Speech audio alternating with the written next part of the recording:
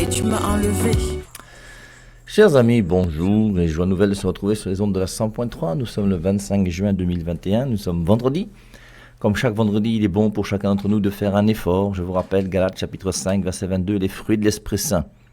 La joie, la paix, l'amour, tout ça. Et le dernier fruit de l'Esprit Saint, c'est la maîtrise de soi. Donc chaque vendredi, que chacun d'entre nous fasse un effort sur la bière, sur la nourriture, sur un peu plus de prière, sur une visite au Saint-Sacrement, sur la lecture de la Bible, enfin que chacun d'entre nous, nous puissions trouver quelque chose qui nous permette de montrer à Dieu que c'est quelqu'un pour nous d'important et que nous l'aimons beaucoup. Donc nous continuons, nous, avec notre épître aux Éphésiens. Cette épître aux Éphésiens qui, je vous rappelle, le premier chapitre, est quand même assez complexe, très intéressante, où on reprend, j'ai envie de dire, vraiment le plan de Dieu.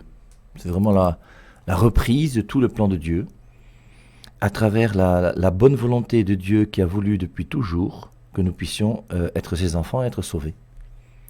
Et tout ça en acceptant le plan de Dieu qu'il a fixé par amour pour nous, avant notre création, et qui impliquait premièrement le péché originel, donc la création de l'homme et de la femme, la liberté de l'homme et de la femme qui fait que librement ils vont choisir de se détourner de Dieu, et puis ensuite, donc à cause du péché originel, la venue du Christ sur la terre, l'incarnation, et le mystère de la rédemption de ce Dieu qui va se faire chair et qui va accepter de mourir pour nous sauver. Et c'est pour ça que nous voyons à travers ce plan de Dieu sur nous les hommes, un amour de Dieu pour nous qui est extraordinaire. Et je crois personnellement que c'est ce que veut nous dire cette épître aux Éphésiens. Alors on avait vu que l'épître aux Éphésiens, c'est une épître qui est très générale. Elle n'est pas située dans un contexte particulier dû à une église ou à des personnes. On a vraiment l'impression que l'épître aux Éphésiens, c'est une épître que Paul aurait pu envoyer dans n'importe quelle église. Je vous rappelle, quand on avait parlé de l'évangile de Matthieu, on avait vu que dans le début, le sermon sur la montagne, Matthieu chapitre 5, versets 1 à 11, nous avons les béatitudes. Et les béatitudes, c'est vraiment un discours universel qui s'adapte à tous les hommes de la terre. Heureux les pauvres. On ne dit pas heureux ceux qui sont mariés à l'église. Nous, en tant que chrétiens, on aurait préféré ça. On aurait préféré que Jésus-Christ commence son grand discours sur la montagne en disant heureux celui qui est né de nouveau. Heureux celui qui a donné sa vie à Jésus-Christ. Heureux celui qui est fidèle à son épouse. Heureux celui qui ne vole pas, qui n'est pas corrompu. C'est pas ça que Jésus-Christ dit. Et il donne des béatitudes. 7 béatitudes qui dépendent de nous, plus la béatitude des persécutés, et qui s'adaptent à tous les hommes de la terre. Même un musulman peut vivre des béatitudes. Même un athée peut vivre des béatitudes. C'est ouvert à tous. Heureux ceux qui pleurent. Heureux ceux qui ont un cœur de pauvre. Et ce qui est curieux aussi en même temps, c'est que l'évangile de Matthieu qui a été écrit pour les Juifs va s'ouvrir sur le premier discours de Jésus-Christ qui est universel et va se terminer aussi dans Matthieu chapitre 25, puisque 26 c'est l'arrestation, 27 la mort et 28 la résurrection. Et dans Matthieu chapitre 25, il va terminer à partir du verset 31 sur le jugement dernier. Et le jugement dernier est aussi universel, il s'adresse à tout le monde. Le jugement dernier ne s'adresse pas uniquement aux chrétiens catholiques, aux chrétiens protestants ou aux nés de nouveau, ou aux gens des églisettes, ou à tout ce que vous voulez, non. Même aux musulmans, même aux athées, même aux païens. Et un jour, le païen, l'athée, le musulman, il ne le sait pas malheureusement, mais il va se retrouver face au Christ. Et le jour où il va se trouver face au Christ, le Christ va le juger. Et lorsque le Christ va le juger, il va lui dire, il ne va pas lui dire, est-ce que tu es allé à la messe chaque dimanche? Est-ce que tu écoutais la radio du Père et Marie? Il va dire, j'ai eu faim, tu m'as donné à manger. J'ai eu soif, tu m'as donné à boire. Quand est-ce qu'on t'a vu avoir faim et soif? Il dit, tout ce que vous avez fait au plus petit entre les miens, c'est à moi que vous l'avez fait. Venez les bénis de mon Père, dans le royaume des cieux, préparé pour vous depuis la fondation du monde. Ça s'adresse, c'est universel, c'est à tout le monde. Il dira aux autres, allez-vous-en maudits dans le feu éternel, préparé pour Satan et pour ses anges. J'ai eu faim, vous ne m'avez pas donné à manger, etc., etc. Et la lettre aux Éphésiens, de ce côté-là, elle est vraiment dans ce côté universel, qui fait que la lettre aux Éphésiens s'adresse d'une manière à tous les hommes de la terre, quelles que soient leurs conditions. Alors, pour commencer le premier verset, on relit, lettre de Paul, apôtre du Christ Jésus par décision de Dieu. Alors, les apôtres ont été apôtres aussi par décision de Dieu. On avait lu Luc chapitre 6, la liste des 12 apôtres. Et dans le chapitre 6, on voit Jésus-Christ qui passe une nuit en prière, et après avoir passé une nuit en prière, il prend ses disciples, il en choisit 12 à qui il donne le nom d'apôtres. Pierre, André, Jacques et Jean, Thomas, Jacques et Philippe, Barthélemy, Matthieu, Simon et Jude. Donc, et il va prendre donc ces apôtres, il va les choisir,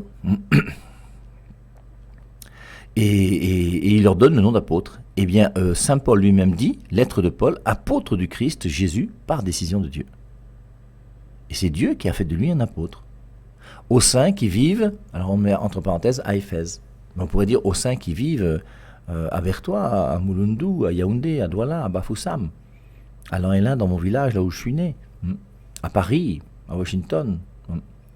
Lettre de Paul, apôtre du Christ Jésus par décision de Dieu, aux saints qui vivent, alors à Éphèse, et à tous ceux qui ont la foi chrétienne. Alors tous les chrétiens, quels qu'ils soient, cette lettre s'adresse à eux.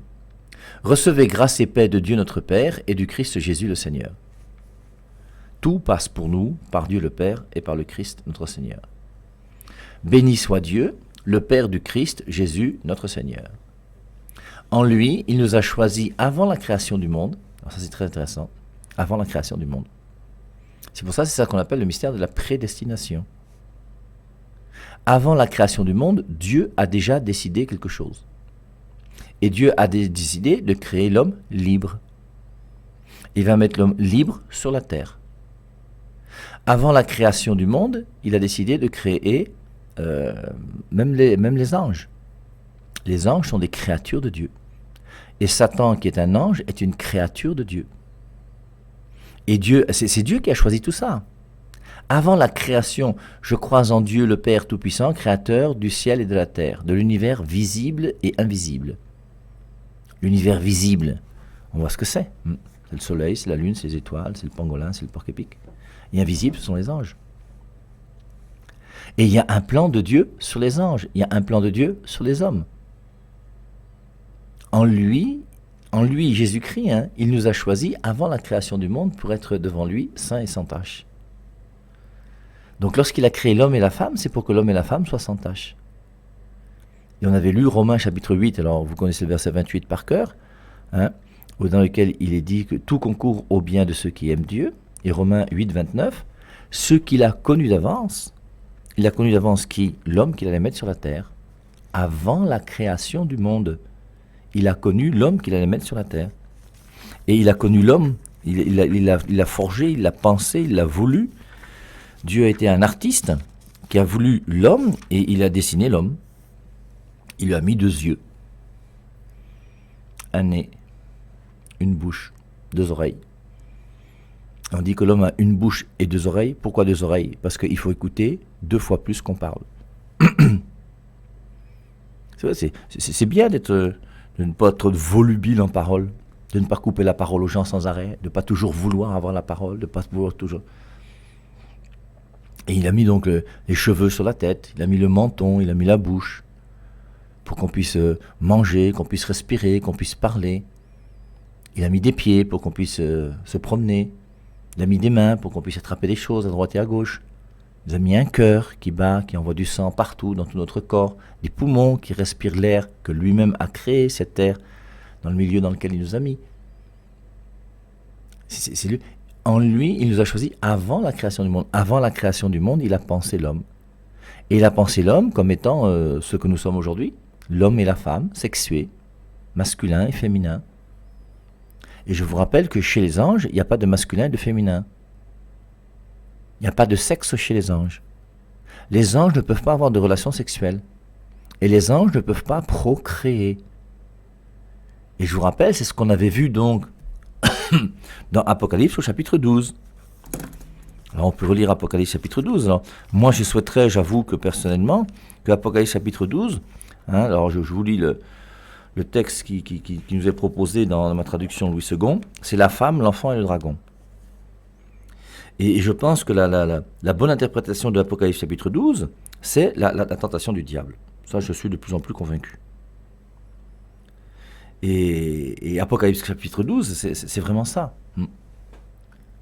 Et je vous rappelle que dans Apocalypse chapitre 12, il faut retenir le verset 1, le verset 3 et le verset 7. Et dans ces 3 versets, on dit « au ciel ». c'est quelque chose qui se passe au ciel. Pas sur terre, au ciel.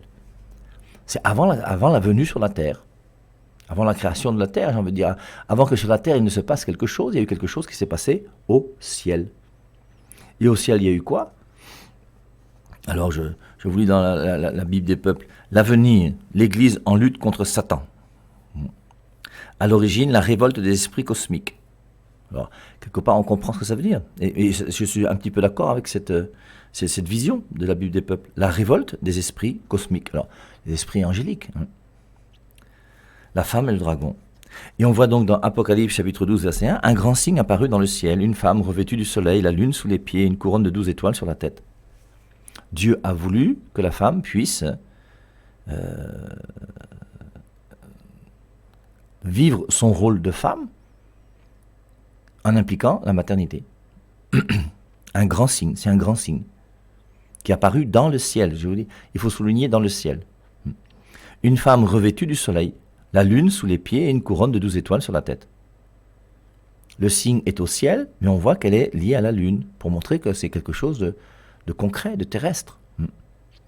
Elle était enceinte et elle criait dans le travail et les douleurs de l'enfantement. La lune, c'est l'astre qui est relatif à la terre. Et cette femme est bien relative à la terre, elle est terrestre. Elle était enceinte et elle criait dans le travail et les douleurs d'enfantement. Et la plus belle chose que puisse faire une femme sur terre, en tant que femme, c'est d'accoucher. La maternité. Et la maternité, ça veut dire que Dieu a voulu que la femme forcément avec l'homme, puisque la femme ne peut pas faire un enfant seule, que l'homme et la femme, qui sont créés à l'image de Dieu, puissent procréer. Coopérer avec Dieu à la création à travers la procréation. Et lorsque l'homme et la femme font un enfant ensemble, qui a fécondation, Dieu va créer une âme spirituelle pour l'enfant. Et Dieu devient relatif à l'homme et à la femme. Dieu a voulu, c'est quand même extraordinaire de voir que Dieu se fait le boy de l'homme et de la femme dans le mystère de la procréation. Il faut d'abord que l'homme désire faire un enfant avec une femme, que le spermatozoïde de l'homme féconde l'ovule de la femme pour qu'il y ait fécondation, afin que ensuite Dieu puisse venir achever ce qui a été fait. Et Dieu est relatif au bon vouloir de l'homme et de la femme qui veulent faire un enfant. Et dans son alliance avec l'homme et la femme, lui, en tant que créateur, crée une âme pour cet enfant que vous, le père et la mère, avez décidé d'avoir. Mais c'est quand même extraordinaire, cette histoire. Un autre signe apparut dans le ciel, et voici un grand dragon rouge-feu qui avait 7 têtes et 10 cornes. Dragon, rouge-feu. Rouge-feu, c'est qu'il est en colère. Il est en colère pourquoi? Parce qu'il y a la femme qui est enceinte. Et la femme enceinte énerve le dragon. Parce que le dragon, lui, il n'aime pas que les femmes soient enceintes. Le dragon n'aime pas que l'homme et la femme puissent procréer et coopérer avec Dieu au mystère de la création à travers la procréation. Satan n'aime pas ça.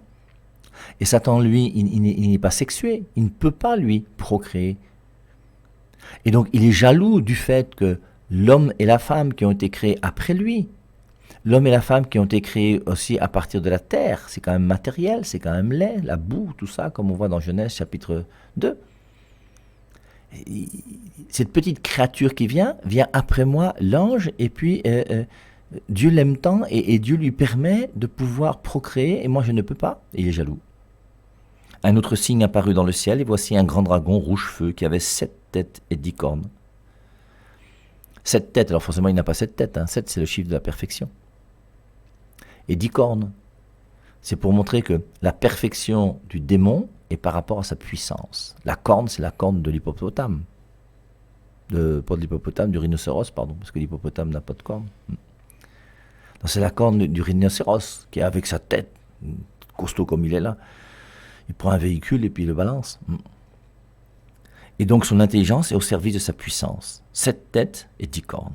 Et sur ces têtes, 7 diadèmes. Sa queue entraînait le tiers des étoiles du ciel et les jetait sur la terre. Et il refuse la création de Dieu. Dieu qui a créé le monde, avec sa queue, il balaye le tiers des étoiles. Alors c'est toujours un signe, parce qu'aucun dragon ne peut balayer une étoile. Ça n'a pas de sens, monsieur.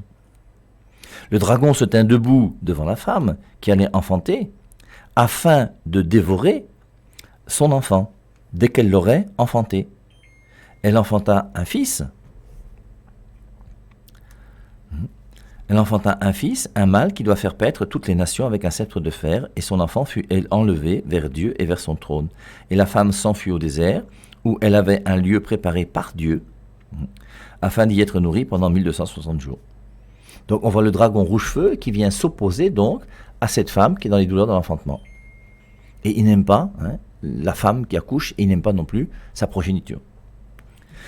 Donc, on a vu, verset 1, un grand signe apparu dans le ciel. Verset 3, un autre signe apparu dans le ciel. On est toujours dans le ciel. Et au verset 7, il y eut une guerre dans le ciel. Et c'est à partir de cette guerre dans le ciel que Satan va être jeté sur la terre. Il y eut une guerre dans le ciel. Michel et ses anges combattirent le dragon. Le dragon combattit lui et ses anges, mais il ne fut pas le plus fort. Et il ne se trouva plus de place pour eux dans le ciel. Il fut précipité le grand dragon, le serpent ancien appelé le diable et Satan, celui qui séduit toute la terre habitée. Il fut précipité sur la terre et ses anges furent précipités avec lui. Et on voit comment la chute du diable, qui est présente ici dans l'Apocalypse chapitre 12. Et la raison c'est laquelle? C'est qu'il n'a pas voulu entrer dans le plan de Dieu. En lui, il nous a choisis avant la création du monde, pour être devant lui, saint et sans tache. Et avant la création du monde, eh bien, Dieu a su ce qui allait se passer. Il a su qu'en créant l'ange libre, l'ange pourrait se détourner de Dieu. Et Satan a accepté de se détourner de Dieu. Et Satan a dit, je ne te servirai pas, Dieu, je ne peux pas entrer dans ton plan, parce que ton plan n'est pas un plan qui est normal, parce que normalement, nous les anges, on devrait être supérieurs aux hommes. Et comme tu préfères les hommes à nous là, je suis jaloux, et je m'oppose à toi, et je vais tout faire pour essayer de détruire ces petits hommes qui sont sur la terre. En lui, il nous a choisis avant la création du monde. Ça ne dépend pas de toi. Et Dieu, en créant l'ange libre, je vous rappelle que la grande folie de Dieu, c'est la liberté. Je reprends, la grande folie de Dieu, c'est nous avoir créés libres. Tu es libre de faire le bien, tu es libre de faire le mal. Tu es libre de voler. Pas voler avec des ailes comme un oiseau, mais de voler des choses qui ne t'appartiennent pas. Et il y a beaucoup de voleurs autour de nous. Moi, hier, quelqu'un a volé mon téléphone. Je l'ai récupéré 2 heures plus tard, quand même, parce qu'on s'est battu. Et c'est ce pauvre garçon qui a volé le téléphone du père et Marie. Forcément, il va perdre son travail, c'est terrible. Tout ça pourquoi? S'il avait été honnête et clair, il m'aurait rendu mon téléphone, j'aurais donné 5 000 francs ou 10 000 francs. Il aurait continué à pouvoir travailler là où il était et tout le reste. Le nombre de personnes qui volent, mais c'est colossal. Je dis, le nombre de garagistes qui sont malhonnêtes, c'est colossal. Si vous avez besoin un jour de faire des fenêtres chez vous en aluminium, là, demandez-moi. J'ai un petit technicien là qui est d'une honnêteté extraordinaire. J'ai un plombier aussi qui est d'une honnêteté extraordinaire. Si vous voulez, vous m'appelez inbox, je vous donne leur numéro de téléphone. Et vous ne serez pas déçus. Mais en dehors de ça, la plupart des autres, là, il faut toujours tout surveiller, toujours tout faire, parce que c'est terrible. Et cette liberté que Dieu a mis dans l'être humain, cette liberté qu'il a mis chez les anges, font que les anges, comme les êtres humains, peuvent accepter Dieu ou refuser Dieu. En lui, il nous a choisis avant la création du monde. Il nous a choisis pour que nous soyons saints et sans tache, pas pour que nous soyons voleurs. Et si dans ta vie tu voles, mon frère, pose-toi des questions, arrête-toi, réfléchis, essaie de voir où tu es, ce que tu fais. Et le vol ne pourra jamais vous amener au bonheur, c'est impossible. Le mensonge non plus. Jean 8, 44, votre père à vous c'est le diable parce que vous êtes des menteurs. Dieu ne nous a pas créés pour que nous soyons menteurs, Dieu nous a créés pour qu'on soit saints et sans tache. Matthieu 6, 33, occupez-vous premièrement du royaume des cieux et tout le reste vous sera donné par surcroît. Et c'est Dieu qui t'a créé avant même que tu viennes sur terre, comme disait le passage de Jérémie qu'on a lu ces jours-ci. Et tu connaissais mes os avant même que je sois né. Et Dieu a un plan sur chacun d'entre nous. Et si nous voulons entrer dans ce plan, nous allons trouver le véritable bonheur. Si nous ne voulons pas, forcément nous allons nous opposer à Dieu. Et s'opposer à Dieu, c'est quand même pas rien. Satan s'est opposé à Dieu, aussi le premier opposant à Dieu, Satan et ses anges. Et à cause de ça, Saint Michel Archange a été obligé de lutter. Alors je vous rappelle que ce n'est pas Dieu qui a lutté contre Satan, parce qu'entre Dieu et Satan, il n'y a pas match, que les choses soient claires. Et il a envoyé donc son ange, il a envoyé Saint Michel Archange, Puis il a dit, bon, Saint-Michel Archange, écoute, comme Satan dérange un peu là, règle-lui son compte. Et Saint-Michel Archange lui a réglé son compte. Il y eut une guerre dans le ciel. Michel et ses anges combattirent le dragon.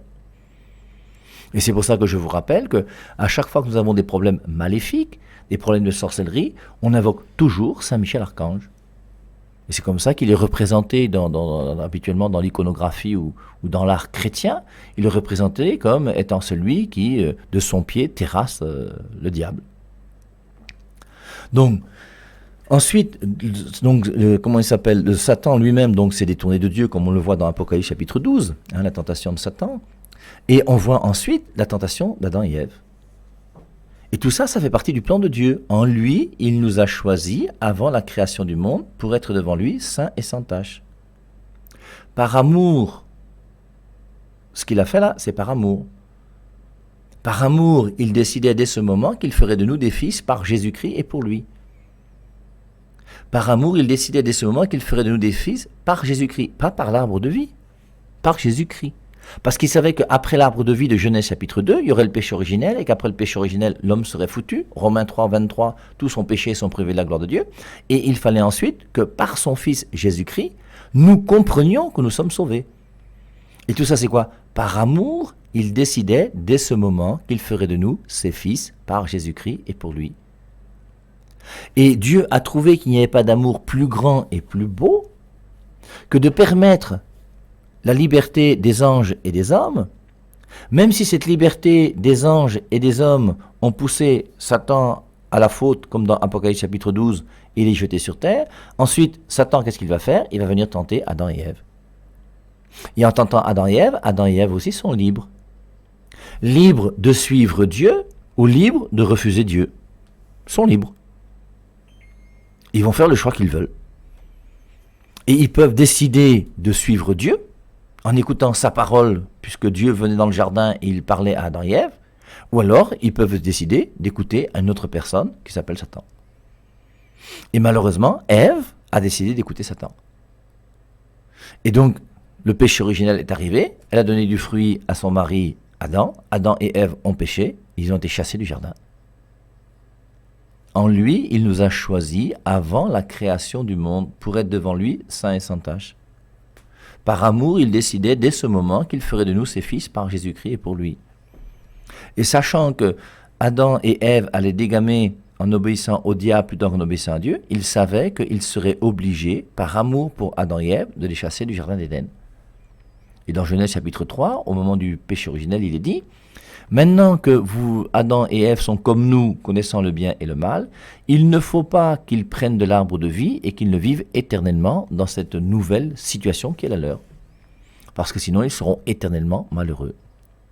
Et pour ne pas que Adam et Ève soient éternellement malheureux, Dieu est obligé de chasser Adam et Ève du jardin, et il met d'ailleurs à l'entrée du jardin des anges pour empêcher Adam et Ève de rentrer à nouveau dans le jardin. Et ce sont les anges de Dieu qui empêchent l'homme de pouvoir entrer dans le jardin. Alors quand Adam et Ève ont été chassés du jardin, est-ce qu'ils se sont mis à pleurer? Est-ce qu'ils ont regretté leur faute? On ne nous dit rien du tout, on n'en sait rien. Et toujours est-il qu'ils ont été mis dehors. Ils ne peuvent pas avoir accès à l'arbre de vie. Et maintenant que dans le jardin, il y a l'arbre de vie et que nous ne sommes plus dans le jardin, nous sommes privés de la gloire de Dieu, nous sommes privés du bonheur. Nous ne sommes plus dans le plan de Dieu. Et le plan de Dieu, qui est que l'homme et la femme puissent être saints et sans tache, qu'on puisse, il ferait de nous ses fils par Jésus-Christ, mais il a fallu donc que Jésus-Christ accepte, le Verbe, la deuxième personne de la Trinité, accepte, entre guillemets, de quitter la Trinité, parce que le Fils n'a jamais quitté la Trinité, le Père, le Fils et l'Esprit Saint ont toujours été ensemble et ils sont un.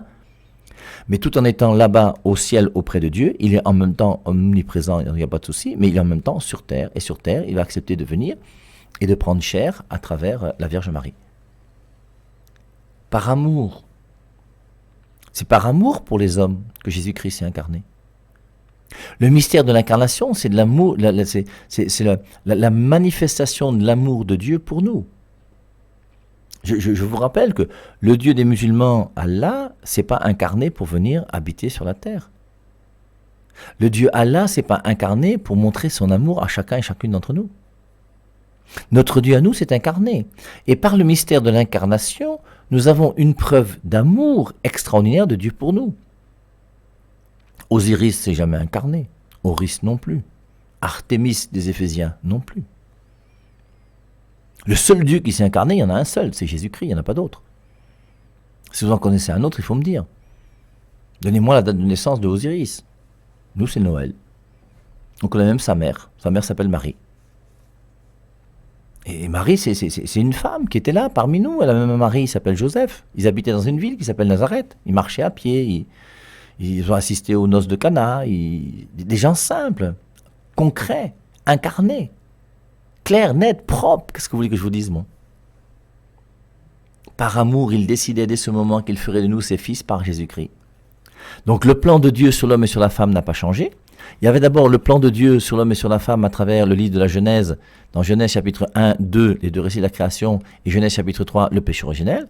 Maintenant que le péché originel a fait que Adam et Ève ne peut plus avoir accès à l'arbre de vie, bien, Dieu a prévu que son Fils pourrait venir sur terre. Le Verbe s'est fait chair, il a demeuré parmi nous, et le Verbe va accepter, après s'être incarné, de pouvoir vivre une condition humaine.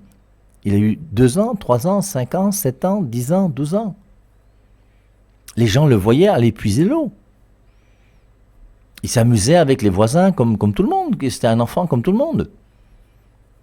Il était là parmi nous les hommes. C'est extraordinaire, mes amis. C'est formidable, notre histoire, là. Et donc, il a grandi. À 12 ans, vous savez ce qui s'est passé quand il est resté à Jérusalem pendant 2-3 jours. Ensuite, maintenant, à 30 ans, il va commencer sa vie apostolique. Il va donner un message extraordinaire, qui est le plus beau message qui existe sur la terre et que le monde entier a la chance de pouvoir connaître. Et il a fondé son église donc pour que ce message puisse être connu par tout le monde. Il a voulu les sacrements pour que nous puissions profiter de cette grâce qu'il veut nous donner. Et puis, il a accepté de mourir pour nous sur la croix. Jean 15, 13, il n'y a pas de plus grand amour que de donner sa vie pour ceux qu'on aime. Il y a d'abord Dieu le Père qui a donné sa vie, qui est la vie divine, à travers l'arbre de vie. L'arbre de vie dans le jardin d'Éden, c'est l'arbre de vie qui donne la vie divine aux hommes. Il n'y a pas de plus grand amour que de donner sa vie. Nous sommes des êtres humains et Dieu a voulu que nous recevions la vie divine. C'est le plan de Dieu sur nous. Et le plan de Dieu n'a pas changé. Et donc Jésus-Christ, lui, comme à cause du péché originel, Adam et Ève ne peuvent plus recevoir la vie divine, l'homme est foutu, mais Jésus-Christ vient sur terre, Jean 14, 6, je suis le chemin, la vérité et la vie. Jean 11, 25, je suis la résurrection et la vie. La vie c'est qui? La vie c'est Jésus. Celui qui a le Fils a la vie, celui qui n'a pas le Fils n'a pas la vie. Je crois que c'est 1 Jean 5, 12. Et si, Jean chapitre 1, verset 12, à ceux qui l'ont reçu, il a donné le pouvoir de devenir enfant de Dieu. Je vous rappelle, c'est il, c'est pas elle. Il faut déjà que vous soyez habitués. À Jean 1, 1, au commencement était la parole, ça doit choquer vos oreilles. Au commencement n'était pas la parole. Au commencement était le Verbe. Au commencement, il y avait Dieu, le Fils de Dieu qui est Dieu. Il n'y avait pas la parole. C'est pas la parole, c'est Dieu. Même si Jésus-Christ est à l'origine de la parole est venue après lui. D'ailleurs, dans la Trinité, je ne crois pas que le Fils parlait avec le Père. Parce que pour que le Fils parle avec le Père, il faut qu'il ait une bouche, il faut qu'il ait une langue, il faut qu'il ait des oreilles. Et la parole, c'est bien. Moi, je vous parle là. La parole, là, ce que je vous donne, là, c'est pas éternel. La parole a commencé. Il a fallu, dans les derniers temps, même c'est Jésus-Christ qui est venu pour donner sa parole, comme dit Hébreux chapitre 1, verset 1. Et la parole a été donnée aux hommes. Elle a été créée pour être donnée aux hommes. Donc, Jean 1, 12, à ceux qui l'ont reçu, il a donné, c'est le Verbe, c'est la deuxième personne, c'est le Fils qui a donné le pouvoir de devenir enfant de Dieu. Au sens strict, ce n'est pas la parole de Dieu qui fait de nous des enfants de Dieu, c'est Jésus-Christ. Notre relation est une relation personnelle amoureuse avec Jésus-Christ. Le chrétien, c'est un amoureux passionné du Christ. Voilà ce que Dieu a voulu. Tel a été son bon vouloir, tel a été son vouloir et son bon plaisir.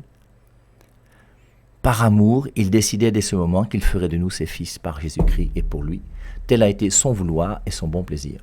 Et c'est à nous maintenant d'entrer dans ce bon plaisir de Dieu sur nous, de l'accepter ou de le refuser. Dieu a choisi avant la création du monde, pour nous, un chemin et un bonheur.